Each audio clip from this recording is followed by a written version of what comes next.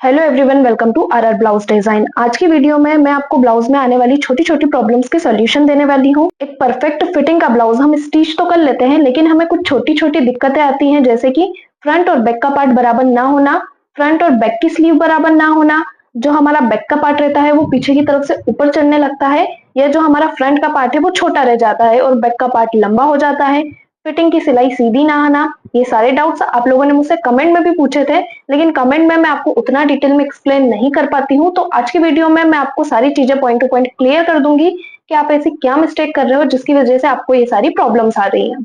सिले हुए ब्लाउज से और बिना सिले हुए ब्लाउज से दोनों तरीकों से मैं आपको एक्सप्लेन करूंगी कि ऐसी कौन सी मिस्टेक है जो आपको नहीं करनी है। इस वीडियो को पूरा लास्ट तक देखिएगा, बहुत इंपॉर्टेंट नॉलेज ब्लाउज सिलाई से रिलेटेड और ब्लाउज फिटिंग से रिलेटेड आपको मिलने वाला है।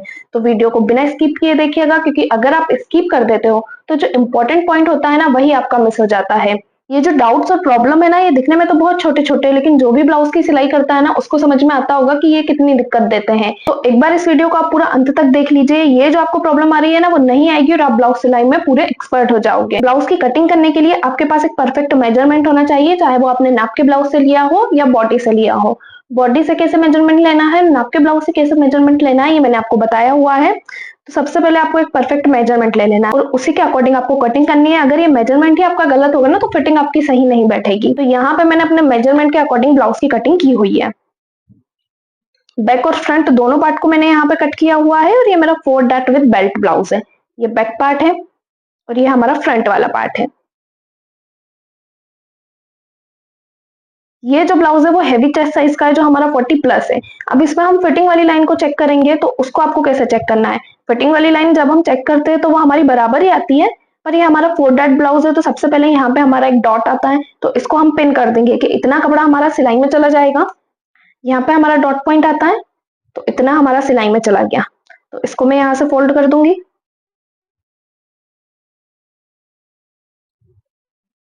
फोल्ड करने के बाद यहाँ पे हम बेल्ट अटैच करते हैं। तो 1/2 इंच जितना कपड़ा अपर पार्ट का और 1/2 इंच जितना कपड़ा बेल्ट का, ये हमारा स्टिचिंग में जाता है।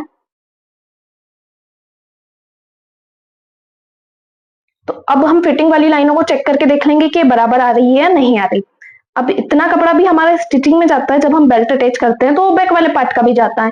ये दोनों में जाएगा, तब दोनों बराबर ही आएंगे। तो अभी हम इनको एक दूसरे के ऊपर रख के और चेक करके देख लेंगे। तो यहाँ पे आप देखेंगे कि जो बेल्ट का पार्ट है वो हल्का सा छोटा जा रहा है। तो जब हम स्टिच करते हैं यानी कि फिटिंग डालते हैं ना, तो इस पार्ट को हल्का सा खींचते हुए हम फिटिंग डालते हैं। अगर आप यहाँ से खींचते हुए फिटिंग डालोगे तो यहाँ पे जो आपका शोल्डर रहेगा ना, वो फिट बैठेगा। ये चीज मैंने आपको पहले भी एक्सप्लेन की है कि जो फिटिंग यहाँ से खींची हुई आएगी ना फ्रंट पार्ट में, उससे आपका शोल्डर बिल्कुल फिट रहेगा। शोल्डर गिरने की जो प्रॉब्लम आती है ना, वो नहीं आएगी। लेकिन बहुत से लोगों का जो पार्ट रहता है ना, वो यहाँ से ज्यादा ही छोटा हो जाता है, चाहे वो कितना ही खींच ले फिर वो बराबर नहीं आता है। तो बैक पार्ट में सेल आने लगते हैं और वो सेल फिर पीछे की साइड पे दिखते हैं, जो बिल्कुल भी अच्छे नहीं लगते हैं। तो आप लोग क्या मिस्टेक कर देते हो, आप सिलाई में उसको ज्यादा दबा देते हो। जैसे यहाँ से मैंने 1/2 इंच कवर किया है इन दोनों पार्ट को, तो बिल्कुल बराबर आ रहा है मेरा। जैसे कि जब आपने डॉट पॉइंट स्टिच किया होगा, तो यहाँ पे हमने 0.25 इंच पे निशान लगाया है, लेकिन आपने उसको 1/2 इंच जितना स्टिच कर दिया, इतना डॉट पॉइंट सिलाई में ले लिया, तो भी आपका फ्रंट पार्ट छोटा हो जाएगा। उसके बाद जो हम बेल्ट अटैच करते हैं, तो उसमें यहाँ पे आप देख सकते हैं कि मैंने ओनली 0.25 जितना दोनों तरफ से कपड़ा लिया हुआ है और ये बिल्कुल परफेक्ट है। ये कपड़ा मेरा सिलाई भी नहीं छोड़ेगा इतनी सिलाई में। लेकिन बहुत से लोग क्या करते हैं, जिनका कपड़ा सिलाई छोड़ देता है या उनको ज्यादा सिलाई में दबाना होता है, तो इतना इतना सिलाई में दबा देते हैं। अगर आप इतना फ्रंट से दबाओगे, इतना बेल्ट से दबाओगे ना, तो फिर आपको मार्जिन भी उस हिसाब से लेना है। आप सिलाई कर रहे हो, सिलाई में आप कितना कपड़ा दबा रहे हो, आपकी जैसी स्टिच है ना, उसके अकॉर्डिंग आपको मार्जिन लेना है। मैं तो 0.25 जितना कपड़ा ही अटैच करती हूँ, तो उतना ही मैं मार्जिन लेती हूँ। मैं जैसे स्टिच करती हूँ ना, उसके अकॉर्डिंग ही आपको मार्जिन लेना बता देती हूँ। लेकिन अगर आप सिलाई में ज्यादा कपड़ा यूज करते हो ना, तो फिर आपको आपके अकॉर्डिंग मार्जिन लेना है। सबकी सिलाई करने का तरीका भी अलग अलग होता है। मैं बेल्ट को सिलाई में ज्यादा कवर नहीं करती हूँ। जो हमारे मशीन का बूटा होता है ना, उससे सिर्फ एक बूटे के इंच से हम बेल्ट को अटैच करते हैं। वो मेरा परफेक्ट भी रहता है, कपड़ा को इतना सिलाई भी नहीं छोड़ता है। लेकिन अगर आप ज्यादा कपड़ा ले रहे हो, तो फिर आपको मार्जिन भी ज्यादा लेना है। इसलिए जो आपके फ्रंट का पार्ट रहता है ना, वो छोटा हो जाता है, क्योंकि आप डॉट पॉइंट को ज्यादा सिलाई में ले रहे हो, बेल्ट को भी ज्यादा सिलाई में ले रहे हो, यानी कि आप कपड़े को ज्यादा सिलाई में दबा रहे हो। और जो हमारा बैक पार्ट रहता है, उसमें ऐसा कुछ आता ही नहीं है। बैक पार्ट तो हमारा पूरा प्लान है, इसमें ना आपको बेल्ट ज्वाइंट करना है, ना आपको डॉट पॉइंट लेना है। तो जो आपका बैक पार्ट रहता है ना, वो आपके फ्रंट पार्ट से बड़ा हो जाता है, क्योंकि बैक पार्ट में तो आपने सिलाई में उतना कपड़ा यूज किया ही नहीं है जितना आपने फ्रंट पार्ट में यूज कर लिया है। तो इस चीज का आपको ध्यान रखना है कि सिलाई में आप जितना कपड़ा ले रहे हो मार्जिन भी आपको उतना ही लेना है। क्लियर हुआ कि क्यों आपका फ्रंट पार्ट बैक पार्ट से छोटा रह जाता है और क्यों आपके फ्रंट और बैक दोनों पार्ट बराबर नहीं आते हैं। अब हम देखेंगे बैक पार्ट को जो हमारा ऊपर की तरफ चढ़ने लगता है। ये मेरा बैक पार्ट है, इसको मैंने बिल्कुल परफेक्ट तरीके से कट किया हुआ है। अब आपको क्या डाउट आता है कि हमने जो ब्लाउज की लंबाई है वो भी प्रॉपर ली है, उसके बाद भी जो हमारा ब्लाउज है वो ऊपर की तरफ चढ़ रहा है। तो लंबाई जो आपने ली है उसके अकॉर्डिंग तो ब्लाउज आपका फिट होकर बैठेगा, लेकिन सबकी बैक एक जैसी नहीं होती है। आपने देखा होगा किसी किसी की बैक में सल आते हैं पीछे की तरफ, यानी कि जो उनकी पीठ होती है वो अंदर की तरफ घुसी हुई होती है, जिसकी वजह से जो ब्लाउज है वो बैक साइड से बिल्कुल फिट होके नहीं बैठ पाता है। तो उसके लिए आपको क्या करना है, यहाँ पे तो हम डॉट पॉइंट लेते ही हैं। जिनकी बैक नॉर्मल है, एकदम स्ट्रेट है, ज्यादा हेल्थी नहीं है, अंदर की तरफ घुसी हुई नहीं है, तो यहाँ पे जब आप डॉट पॉइंट लोगे ना इस तरह से, तो जब हम डॉट पॉइंट स्टिच करेंगे तो ऑटोमेटिक हल्का सा क्रॉस में आएगा और हमारी बैक बॉडी पे जाके बिल्कुल फिट बैठेगी। ये जो डॉट पॉइंट होते हैं ना, इन्हीं की वजह से जो हमारा ब्लाउज होता है वो ऊपर की तरफ नहीं चढ़ता है। लेकिन अब किसी किसी की बैक ज्यादा हेल्दी है, अंदर की तरफ घुसी हुई है, तो आपको क्या करना है, ये जो हमारा फ्रंट वाला एरिया है ना, वहां से आपको 1 इंच या हाफ इंच जितना ऊपर की तरफ आना है। हाफ इंच और 0.25 इंच जितना ठीक है, 1 इंच हमारा ज्यादा हो जाएगा।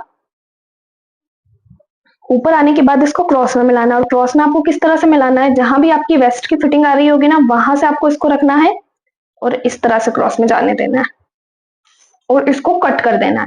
इस तरह से अगर आप कट करोगे और ब्लाउज स्टिच करोगे तो सेंटर की तरफ से ये ऊपर चला गया और सेंटर से ही हमारी पीठ अंदर की तरफ घुसी हुई होती है, तो ये उस चीज को एडजस्ट कर लेगा और जो आपका ब्लाउज है वो ऊपर की तरफ नहीं चढ़ेगा। तो अब जो भी आपके ब्लाउज ऊपर की तरफ चढ़ते हो ना, उसमें आप यही फॉर्मूला अप्लाई कीजिएगा, फिटिंग एकदम परफेक्ट आएगी।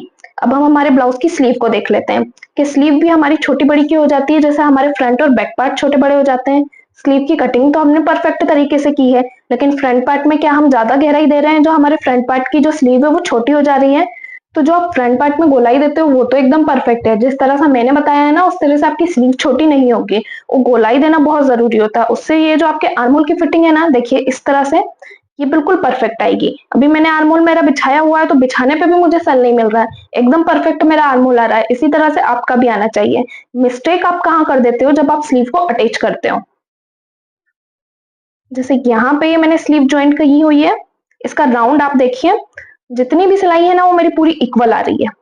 इस तरह से आपकी भी बिल्कुल इक्वल आनी चाहिए। लेकिन मिस्टेक हमारी कहाँ हो जाती है, ये जो हमारा फ्रंट वाला एरिया रहता है ना, जहाँ हमारे शोल्डर आ रहे हैं, यहाँ पे ही हमारी स्लीव की गहराई आती है। तो आप स्लीव अटैच करते टाइम पोर्शन को आप सिलाई में ज्यादा कवर कर लेते हो, तो यहाँ से जो आपकी स्लीव है ना वो छोटी हो जाती है लेंथ में। फ्रंट की स्लीव तो आपकी छोटी हो गई, बैक की आपकी लंबी जा रही है। तो इस चीज का आपको ध्यान रखना है कि पूरी स्लीव की गोलाई आपकी सेम आनी चाहिए। कटिंग जो आपने की है बस उसके अकॉर्डिंग आपको रखते हुए एक बूटे की दूरी से सिलाई को चलाते जाना है। स्लीव एकदम आपकी परफेक्ट ही आएगी। दूसरी चीज के एक हाथ की स्लीव हमारी बड़ी हो जाती है, दूसरी हमारी छोटी हो जाती है, तो वो आप गलती करते हो शोल्डर ज्वाइंट करने में। अगर आपने शोल्डर दोनों बराबर ज्वाइंट किए होंगे ना, तो आपकी स्लीव की लंबाई भी बराबर आएगी। इसलिए जब हम ब्लाउज स्टिच करते हैं तो शोल्डर को नाप के देखते हैं, उसके बाद स्लीव को अटैच करते हैं। दोनों जो आपके शोल्डर है वो बिल्कुल बराबर आने चाहिए। अभी आपको समझाने के लिए देखिए, मैंने यहाँ पे एक शोल्डर को कम और एक शोल्डर को ज्यादा स्टिच किया है। शोल्डर की चौड़ाई मैं आपको नाप के बता देती हूँ, दोनों शोल्डर को हम यहाँ पे बराबर रखेंगे। अब ये वाला शोल्डर मेरा छोटा है और ये वाला शोल्डर बड़ा है, ये देखो। इस चीज को हम ज्यादा माइंड नहीं करते हैं और इग्नोर कर देते हैं, लेकिन ये दिक्कत कहाँ देती है। अब इनकी स्लीव को हम नाप के देखते हैं, ये बड़ी छोटी हो रही है या नहीं। तो इन दोनों स्लीव को मैं नाप के देख लूंगी। तो जिसका शोल्डर छोटा है वो स्लीव मेरी छोटी रह गई, और जिसका शोल्डर मेरा बड़ा है उसकी स्लीव बड़ी हो गई। ये दिक्कत आ जाती है आपको। दोनों के शोल्डर बराबर है तो स्लीव बराबर आएगी, दोनों के शोल्डर छोटे बड़े हैं तो स्लीव भी छोटी बड़ी हो जाएगी। तो अब यहाँ से जो मैंने शोल्डर में सिलाई आपको समझाने के लिए ज्यादा लगाई हुई थी, इसको हम खोल देंगे और स्लीव को नाप के देखेंगे।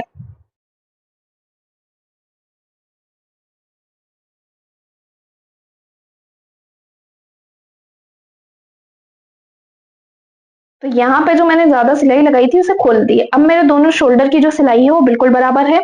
ये वाला मैं शोल्डर लूंगी, दूसरा वाला भी शोल्डर हम देखेंगे और नाप के देख लेंगे, दोनों बराबर आ रहे हैं। अब आप देखेंगे कि स्लीव भी बराबर हो गई। तो बस ये अंतर रहता है स्लीव छोटी बड़ी होने में। शोल्डर का बहुत फर्क पड़ जाता है आपकी स्लीव में। तो जब भी आप ब्लाउज स्टिच करें आपको शोल्डर नाप के देखना है, उसके बाद स्लीव ज्वाइंट करना है। इन छोटी छोटी चीजों का ध्यान रखना होता है, बार बार आपको स्टिचिंग में ब्लाउज को नाप के देखना होता है कि दोनों पार्ट हमारे बराबर आ रहे हैं या नहीं। दोनों पार्ट के बेल्ट को भी आप नापिए, डॉट पॉइंट को भी आप नापिए कि एक पार्ट हमारा बड़ा छोटा तो नहीं हो रहा, फ्रंट का भी। इन चीजों का ध्यान रखते हुए आप ब्लाउज को स्टिच कीजिए। अब बात कर लेते हैं कि हमारे जो फिटिंग की सिलाई है वो सीधी क्यों नहीं आती है। तो ये आप मिस्टेक कर देते हो आपके आर्म होल में। जो आपने मेजरमेंट लिया है उसके अकॉर्डिंग आपको आर्म होल को कट करना है। चाहे आपको जो भी फॉर्मूला बताया जाए, हर वीडियो आप देखते होंगे, सभी वीडियो में आर्म होल के अलग अलग फॉर्मूला बताते होंगे।